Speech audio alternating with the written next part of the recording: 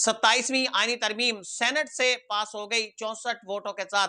लेकिन क्या वही जो तरमीम के हामी थे, तरमीम को पास नहीं करवाना चाहते थे, मौलाना तकी उस्मानी साहब अचानक से अब क्यों कूद पड़े हैं? और मौलाना फजलुर रहमान के एक सेनेटर, पाकिस्तान तहरीक इंसाफ के एक सेनेटर ने आखिर वोट इन्हें क्यों दिया? और राजा परवेज अशरफ ने इतना सख्त खिताब क्यों किया? अस्सलाम वालेकुम, मैं अली अमजद चौधरी हूँ। जनाब वाली कौमी असम्बली से तो अभी नहीं, लेकिन सेनेट से 27वीं आईनी तरमीम का मसवदा इस वक्त पास हो चुका है। 64 ऐसे सेनेटर्स थे कि जिन्होंने इस तरमीम के हक में वोट दिया था, और कल कंफ्यूजन रही आखिर तक कि ये तरमीम कैसे पास होगी, क्योंकि हुकूमत के पास नंबर गेम उस वक्त तक पूरी नहीं थी। 62 सेनेटर्स हुकूमत के पास थे, लेकिन उस वक्त इसके लिए 64 सेनेटर रिक्वायर्ड थे। एक सेनेटर हुकूमत के आ नहीं सकते थे, और इरफान सिद्दीकी साहब थे कि जो उस वक्त आ नहीं सकते थे।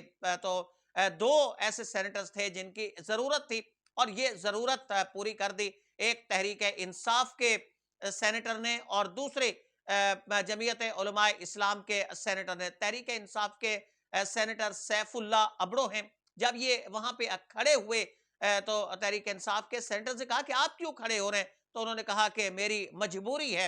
यानी उस वक्त तक तहरीक इंसाफ के सेनेटर्स ये नहीं समझ रहे थे कि उनमें से भी कोई बगावत करेगा, उनमें से भी कोई तरमीम के हक में खड़ा हो जाएगा। लेकिन जैसे ये खड़े हुए, तो वहां से तहरीक इंसाफ के सेनेटर्स ने हैरत से इन्हें कहा कि आप क्यों खड़े हुए हैं? तो उन्होंने कहा कि मेरी एक मजबूरी है। और जारी बात है कि इस हद तक इंसान को, किसी को भी मजबूर वहां पे किया जा सकता है कि वो फिर मजबूर हो जाता है, और फिर अपना जमीर सबके खिलाफ, पार्टी डिसिप्लिन सब कुछ के खिलाफ वहां पे फैसला करता है।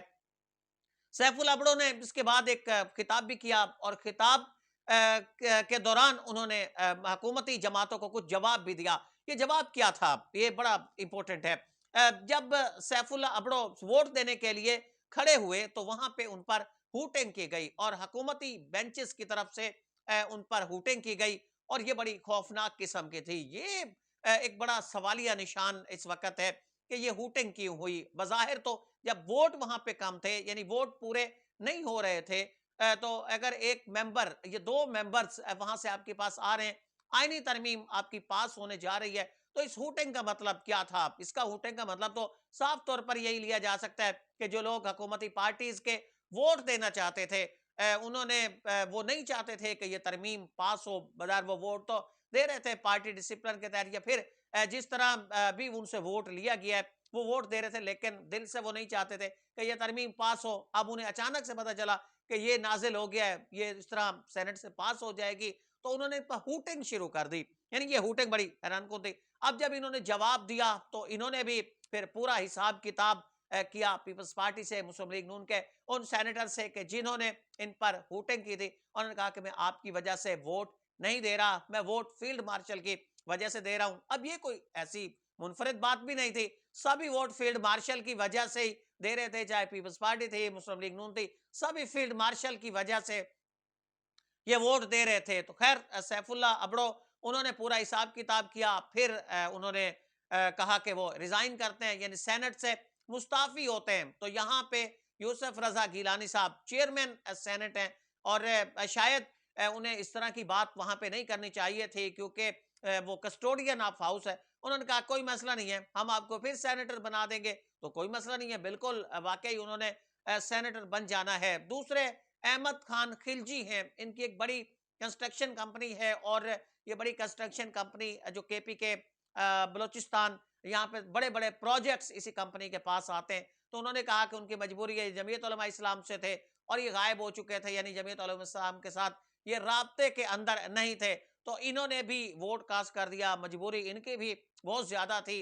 अब इसी बीच के अंदर एक फतवा आया है, यानी जब सेनेट से ये पास हो गया, सेनेट से 27वीं आनी तरमीम पास हो गई वहां से, तो मुफ्ती तकी उस्मानी साहब उनका एक बयान आया है, और उन्होंने कहा जी कि अदालतों अदालतों से किसी को भी मारवा नहीं किया जा सकता, यानी सबको अदालतों का जवाब देना है, अदालत के आगे सब जवाब दे हैं, यहाँ पे किसी को भी इस्तिस्ना नहीं है। अब हैरान कुन ये कि जब 27वीं यानी तरमीम की बातें हो रही थी, जब 26वीं यानी तरमीम की बात हो रही थी, اب بھی 27ویں یعنی ترمیم میں کافی دنوں سے تھا. تو علماء کرام اس وقت جب سب کہہ رہے تھے کہ جی بولیں چیخیں اس حوالے سے کچھ کہیں, تو مفتی تقی عثمانی صاحب بھی خاموش تھے, دیگر علماء کرام یہ سب لوگ اس وقت خاموش تھے جب سینٹ سے پاس ہو گئی.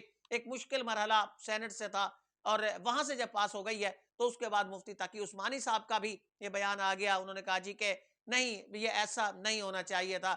اب راجہ صاحب کی طرف آ جاتے ہیں. راجہ پرویز اشرف, انہوں نے قومی اسمبلی کے اندر خطاب کیا, بڑے جذباتی انداز سے انہوں نے خطاب کیا, اور یہ اس وقت جب وہ خطاب کر رہے تھے ان کو ٹوکا گیا اپوزیشن کے اراکین اسمبلی کی طرف سے, ان پر نعرے بازی کی گئی. تو انہوں نے بڑے جذباتی انداز کے کہا کہ آپ کا تو حساب کتاب ہونا ہے, آپ کے ساتھ یہ ہوگا. پھر انہوں نے ایک نام لیے بغیر یہ کہا کہ وہ ایک ایک شخص کو جانتے ہیں, یعنی انہوں نے تحریک انصاف کے اراکین قومی اسمبلی ان کی طرف اشارہ کر کے کہا کہ وہ ایک ایک شخص کو جانتے ہیں, اور یہ لوگ یہاں پہ بالکل کمپرومائز ہو کے بیٹھے ہیں. یہ نہیں چاہتے کہ عمران خان یہاں سے باہر نکلیں اور آپ کا بندوبست تو پورا ہو گیا. یعنی ایک بڑا ایک فرونیت بھرا ایک لہجہ تھا راجہ پرویز اشرف, جن کے عمومی طور پر جو خطاب ہوتے ہیں اس طرح کے نہیں ہوتے, لیکن کل ان کا خطاب بڑا حیران کن تھا. کم از کم میرے لیے بہت زیادہ یہ حیران کن تھا کہ اس طرح کا خطاب راجہ صاحب بھی کر سکتے ہیں, اور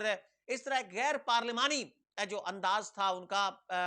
بڑے مہذب ایک شخصیت ہے راجہ صاحب, لیکن کل جس طریقے سے انہوں نے کہا ہے تو اس سے ایک نظر آ رہا ہے کہ وہ ذہن کے اندر کیا مینٹیلٹی رکھتے ہیں. وہ سمجھتے ہیں کہ بس اب یہ ترامیم ہو گئی ہیں تو اب سب کچھ انہی کے ہاتھ کے اندر ہے. ان کے صدر کو استثناء مل چکا ہے, آصف علی زرداری کو استثناء مل چکا ہے. آصف علی زرداری کے خلاف کوئی آرٹیکل نہیں لگے گا, کوئی کرپشن کا مقدمہ ان کے خلاف اس وقت تک نہیں کھلے گا کہ جب تک وہ کسی بھی پبلک عہدے کے لیے نہیں آتے. یعنی کہ آصف علی زرداری صاحب 2029 تک اگر صدر پاکستان ہے, اس کے بعد وہ قومی اسمبلی کا الیکشن لڑتے ہیں, یعنی اس میں آ جاتے ہیں, تو پھر ان پہ یہ سب کچھ اپلائی ہوگا اگر کوئی غبن کرتے ہیں, کوئی کرپشن کرتے ہیں. وگرنہ جب تک وہ ایسا نہیں کرتے ہیں تو یوں سمجھے کہ صدر پاکستان انہیں بھی استثناء حاصل ہے. تو بہرحال راجہ صاحب کا خطاب کل بڑا منفرد قسم کا وہ خطاب تھا, جس میں انہوں نے سیدھی کل دھمکیاں لگائی ہیں تحریک انصاف کو,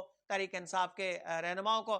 اس طرح کے الفاظ کل پیپلز پارٹی کی طرف سے آ رہی ہیں. یعنی پیپلز پارٹی کے الفاظ اگر آج سے آپ 5-6 روز قبل یا 10 روز قبل اس کو دیکھیں اور پھر اچانک سے اس طرح کے تیور بدل جانا, یہ بھی بہت زیادہ حیران کن ہے. تو یہ اہم ترین وہ ڈیولپمنٹ سی کہ جو اس دوران کے اندر ہوئی ہیں. اب قومی اسمبلی سے اس ترمیم کو پیش کیا جائے گا. اسی ترمیم کے اندر اسی پیش کیے جانے کے دوران یہاں پہ سینئر جج ہے اور سپریم کورٹ کے منصور علی شاہ, ان کی طرف سے بھی ایک خط سامنے آیا ہے جو انہوں نے چیف جسٹس یحییٰ خان آفریدی کو لکھا ہے, اور اس میں انہوں نے شدید اپنے تحفظات ان کا اظہار کیا, اور یہ کہا ہے کہ ججوں کی ٹرانسفر, ججوں کی جس طرح پوسٹنگ ہے, اس طرح کے معاملات, بہت سارے معاملات ان کی نشاندہی انہوں نے کی ہے. اور نیکسٹ ویلاگ کے اندر ہم یہ بتائیں گے کہ جسٹس منصور علی شاہ نے اس حوالے سے کیا کہا ہے. آپ اس حوالے سے کیا رائے رکھتے ہیں؟ کامنٹ سیکشن کے اندر بتائیے.